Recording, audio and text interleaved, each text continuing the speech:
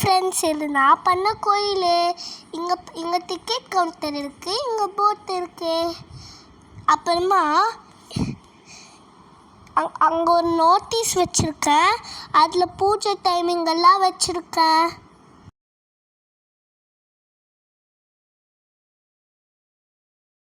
அப்புறமா யானை பாருங்க எவ்வளோ அழகாக ரெடி ஆகிட்டு வந்துருக்கு.